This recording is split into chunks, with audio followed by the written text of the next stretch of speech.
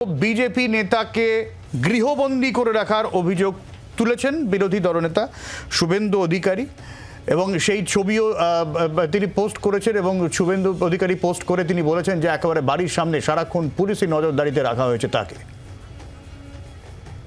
আর কি বলেছেন এই নিয়ে জয়প্রকাশ মজুমদার শোনাবো আপনাদের। বাচ্চা ছেলের মতন কান্নাকাটি শুরু করেছেন কেন? ইলেকশনের দিন সকাল থেকে মিথ্যে অভিযোগ করে। উনি কি জানেন না অবজারভার বলে একটা বিষয় আছে?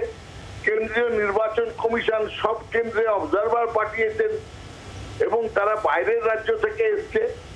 এসব তো বন্ধ হওয়া দরকার। পারবেন তো তিনি জানেন 6-0 হবে তৃণমূল কংগ্রেসের পক্ষে, আর শুভেন্দু অধিকারী আবার মুখে কালি পড়বে। একটা অপদার্থ একটা রাজনীতিবিদ, বাংলার বিশ্বাসঘাতক, আর এখানে মিথ্যে কথার জাসুস। আর শুভেন্দুর অভিযোগের প্রেক্ষিতে ইতিমধ্যেই জেলা প্রশাসনের কাছে রিপোর্ট তলব করেছে নির্বাচন কমিশন। রিপোর্ট তলব করেছে মুখ্য নির্বাচনী আধিকারিক। মেদিনীপুরে যেরকম বিজেপি নেতাকে গৃহবন্দী করে রাখার অভিযোগ তোলা হয়েছে তার প্রেক্ষিতে কমিশনের রিপোর্ট তলব। বাংলার আওয়াজ, বাঙালির আবেগ, জি 24 ঘন্টা।